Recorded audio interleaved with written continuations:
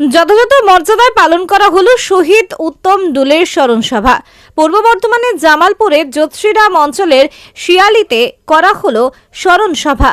প্রসঙ্গত, বাম আমলে সিপিআইএমের হারমাত বাহিনীর হাতে খুন হয়ে শহীদ হন উত্তম ডুলে, পাঁচু গোপাল রুইদাস, ইশাহাক মল্লিক। রাজ্যে তৃণমূল কংগ্রেস ক্ষমতায় আসার পর সমস্ত শহীদদের সম্মানের সাথে স্মরণ করে আসছে জামালপুরের ব্লক তৃণমূল কংগ্রেস। মঙ্গলবার এই স্মরণ সভায় উপস্থিত ছিলেন ব্লক সভাপতি মেহমুদ খান, বিধায়ক অলোক কুমার মাঝি, পঞ্চায়েত সমিতির সভাপতি পূর্ণিমা মালিক, সহ সভাপতি ভূতনাথ মালিক, ব্লক শ্রমিক সংগঠনের সভাপতি তাবারক আলী মণ্ডল, অঞ্চল সভাপতি তপন দে, শেখ মিন্টু, উত্তম ডুলের স্ত্রী অঞ্জলি ডুলে এবং দুই পুত্র অভিক এবং চিরঞ্জীব ডুলে। এদিনের স্মরণ সভায় প্রথমে শহীদ বেদিতে মাল্যদান করে শহীদের প্রতি সম্মান এবং শ্রদ্ধা জানানো হয়। বিধায়ক অলোক কুমার মাঝি বলেন, উত্তম ডুলের মতোই এরকম অসংখ্য শহীদের রক্তের বিনিময়ে দল আজ ক্ষমতায়, তাই দল এদের ভুলে যায়নি। মুখ্যমন্ত্রীর নির্দেশে শ্রদ্ধা ও সম্মানের সাথে এই বীর শহীদদের স্মরণ সভা করা হয়। উত্তম ডুলের মতো শহীদদের দেখানো পথেই তারা চলবেন, তাদের অসমাপ্ত কাজ করবেন তারা। ব্লক সভাপতি মেহমুদ খান বলেন, সেই সময় সিপিআইএম এর আমলে শুধু তৃণমূল করত বলে আজকের দিনে উত্তম ডুলেকে খুন করা হয়। দলের প্রতি উত্তম ডুলের অবদান ভোলার নয়। রাজ্যের মুখ্যমন্ত্রীর অনুপ্রেরণায় প্রতি বছরই তারা শহীদদের উদ্দেশ্যে স্মরণ সভা করেন।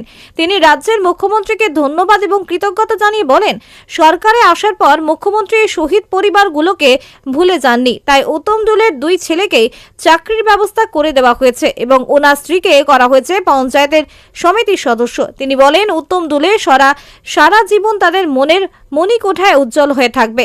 বর্ধমান থেকে সঞ্জিত করে রিপোর্ট, বর্ধমান পত্রিকা ডিজিটাল। উত্তম ভুল আমার বাড়ি, উনি শহীদ হয়েছিলেন সিপিএমের হাতে। আমাদের পাঁচু গোপাল রুইদাস, উত্তম ভুল এবং আমাদের ফেরদৌস রহমান, আমার প্রতি চারজন শহীদ হয়েছে। প্রত্যেকটা স্মরণসভা আমরা করি, কারণ আজকে এখানে উপস্থিত ছিলেন আমাদের বিধায়ক অলোক কুমার মাঝি, সভাপতি পূর্ণিমা মালিক, সহসভাপতি উত্তম, আমাদের ছিল ভূতনাথ মালিক আছেন, আমাদের এখানে মিন্টু আছেন, তপন দে আছেন, তৃণমূল কংগ্রেসের সদস্যা এবং শহীদ পরিবারের দুই সন্তান আছেন, ওনার স্ত্রী আমাদের পঞ্চায়েত সমিতির মেম্বার।